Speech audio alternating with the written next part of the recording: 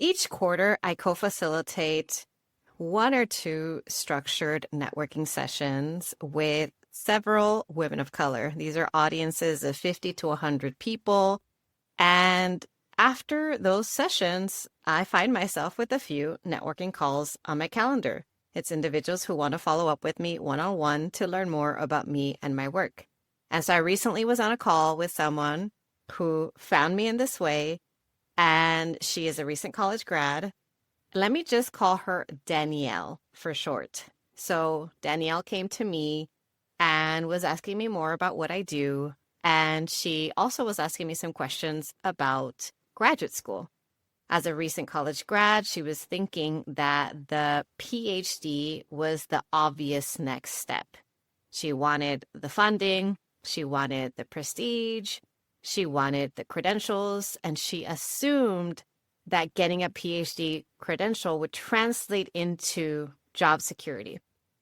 But then, as I asked her more open-ended questions and we peeled back the layers, she hadn't really thought through what it would mean for her to dedicate 5, 6, 7, 8, sometimes even 10 years of her life to a graduate program that would pay her what is often a poverty level stipend and might actually cost her more in terms of the emotional and the professional costs that sometimes come with pursuing the program that is not the right program for you. And this is not just a one-time scenario. This happens to me a lot. I have had countless conversations with individuals who just assume that going to any graduate program will set them up for success. And they don't actually sit down to take the time to think, one, do I even need to go to grad school? And two, if I do need to and want to go to graduate school, how do I find the right program?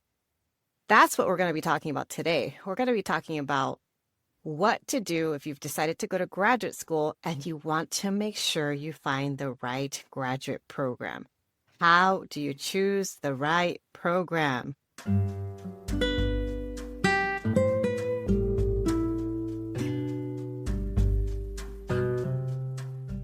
Welcome to the award-winning Grad School Femtoring Podcast, the place for first-gen BIPOCs to listen in on inclusive grad school stories and learn about personal development and productivity tips.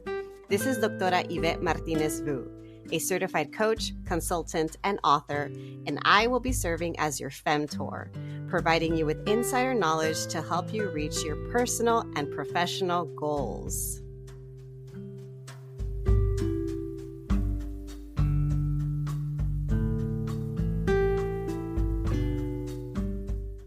Welcome back, everyone, to another episode of the Grad School Femtoring Podcast. This is your host, Doctora Yvette. I am looking forward to continuing this discussion of how to find the right program for you. This is probably one of the most common questions I get when it comes to graduate school application questions. Once people decide that they want to go to grad school, this is a very important next step, is actually coming up with that graduate school list. And what I notice is that a lot of folks assume that if they just choose the top programs in their field, then they'll be good to go.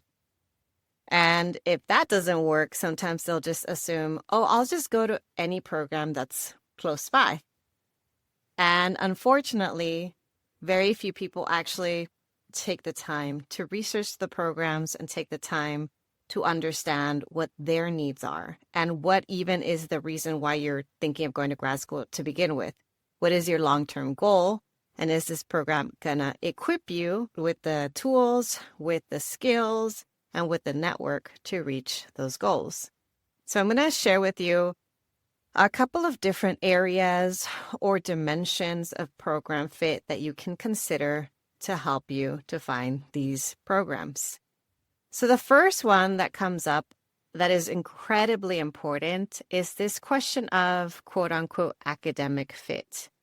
And what I mean by this is you need to know that there are people there that are doing the work that you want to do, that there are people there that you can work with, that you would want to receive mentorship, guidance, and support from, that you would want to learn from their subject area expertise.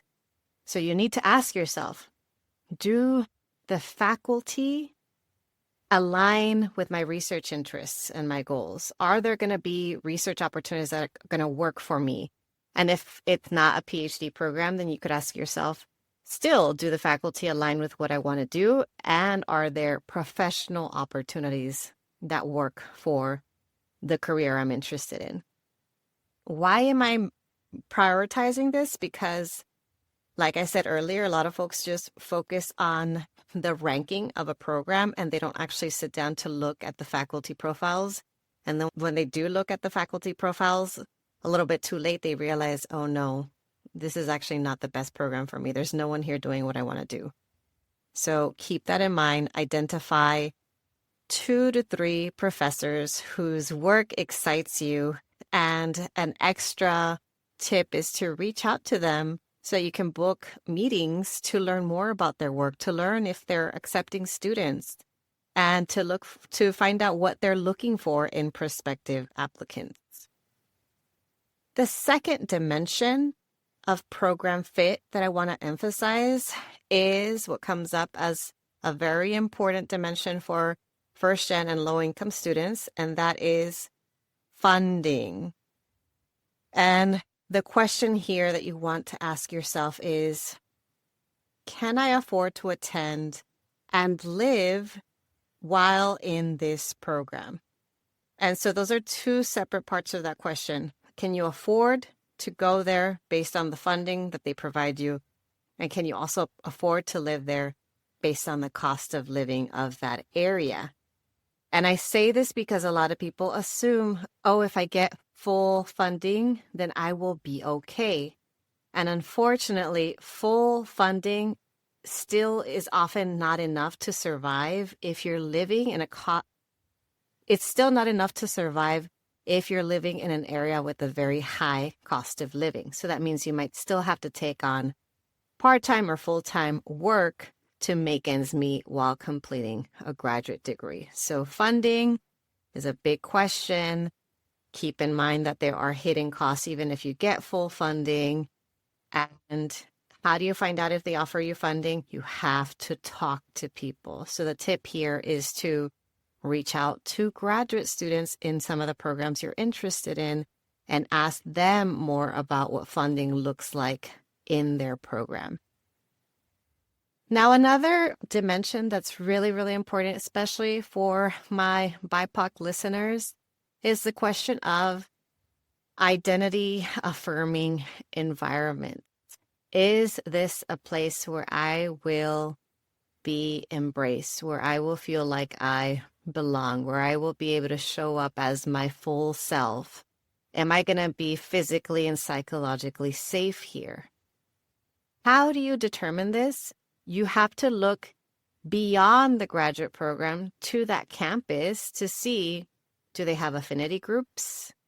What is the diversity like on this campus? What is the diversity like in my program and my department? Do they have any first-gen programs? Do they have any resources for parenting students? Do they have very supportive disability service offices? And again, this requires a little bit of extra research and sometimes reaching out and talking to people from these different resource centers just to make sure that there are resources available to grad students as well. So the tip here is to really trust your gut when you're getting that impression of what is the departmental culture like here and am I going to feel safe here? Because oftentimes you take a look and you start to look around, dig for information, and sometimes you're pleasantly surprised and sometimes you just get that gut feeling that this is not the best or safest place for me. And that's just as important as the academic fit. That's just as important as the funding because you want to make sure that you can actually survive and thrive in this program. I'm taking a quick pause to tell you about one of my favorite time-saving tools, Descript. I use it to transcribe interviews, generate podcast show notes, create short social media clips, and record easy-to-share tutorials for my clients. It's also incredibly useful for academics. You can create accessible course materials with captions and transcripts, share explainer videos with your students, and make all of your material searchable and easier to organize. If you're looking for a more efficient way to work, check out my affiliate link in the show notes. Another dimension that I want to add that's actually new. So I have another episode. One of my very, very early episodes was about the grad school list and how to create your grad school list. And in that episode, I did talk about some factors to consider that are very common to consider when creating your grad school list. And at the time, I don't believe I addressed this dimension, but it's become more and more relevant the more I work with disabled students, neurodivergent students. And it's this question of accessibility and energy needs. And so the question that I want you to ask yourself is, does this program accommodate my learning style? First off, what even is my learning style? If you don't know what it is, there's a lot of free quizzes where you can find out what your learning style is. But so what is my learning style? Does this program accommodate my learning style? Does this program accommodate my access needs? Does this program provide resources to help me with managing my mental health? And so the things that you want to consider is, well, what is the campus size? And also, what are the cohort sizes? Because that will also inform how much time and energy you will receive from your faculty in the program. What is the advising like? Is there a specific advising model within this program? How flexible are they? Do they offer remote options? Is this an online program? Is it a hybrid program? Is it a program that's very flexible and works with professionals who work full time? These are things you want to take into account because some programs are flexible and they'll allow you to take longer and extend your timeline if you can't take as many courses at a time. So think about your access needs, your energy needs, and then see how that translates to aligning with, again, the campus size, the cohort size, the type of advising and mentorship that you'll receive in that program.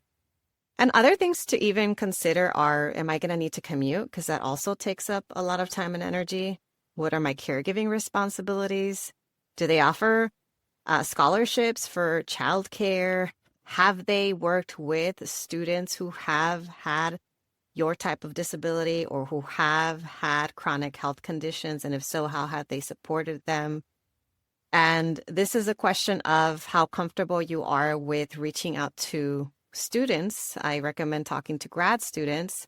I also recommend looking into the different services that they offer. So whether it's the counseling and psychological services center or looking at the disability or accessibility services center and finding out what options are available there for graduate students.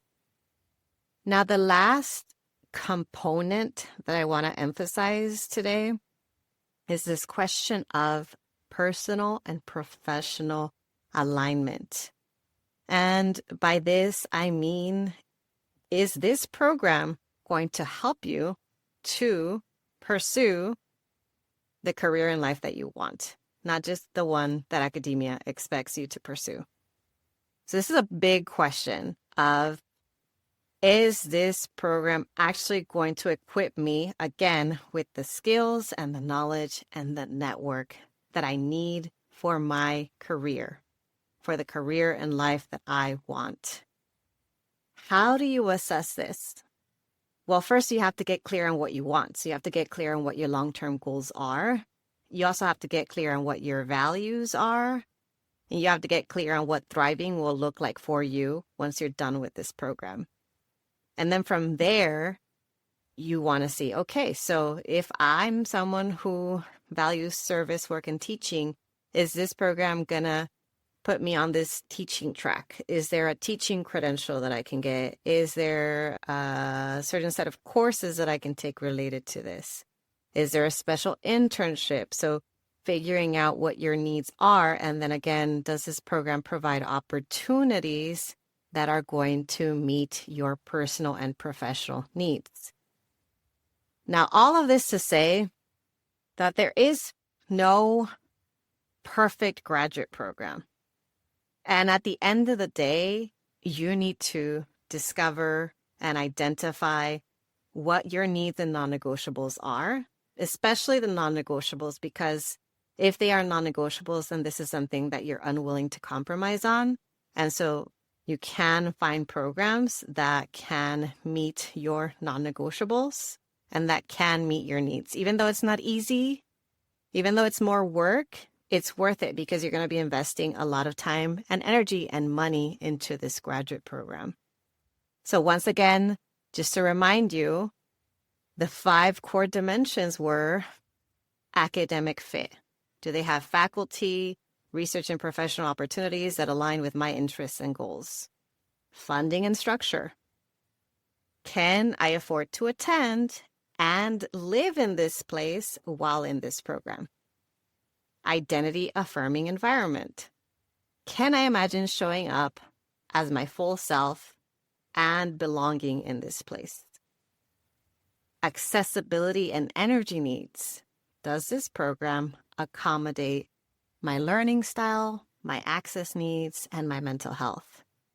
And last but not least, personal and professional alignment. Does this program have opportunities that are going to help me build the future that I want and not just the future that academia expects? If you like what you heard today, I want to call attention to a resource that I have in my shop. It's called the Grad School Application Organizer. It comes with over a dozen resources to help you apply to grad school, from a timeline to an application tracker to a glossary of frequent terms that come up, to an exploration guide to help you walk you through this process of how to find the right programs for you, different handouts on helping you to draft your essays, templates for your CV, your resume, templates to send out emails to professors and graduate students. So all these things that I mentioned, it's in that organizer, plus several surprise bonuses. I think there's like 5 or 6 bonuses. I have a lot of resources, and I want to make this process as easeful and as joyful as possible for you. That's why I built this organizer. So if you want to check it out, go to the link in the show notes or go to my shop, gradschoolfemtoring.com/shop. Take a look at the complete grad school application organizer, and hopefully you will be able to have all the support that you need to confidently apply to graduate school. Good luck, everyone. And as always, I will talk to you all next time.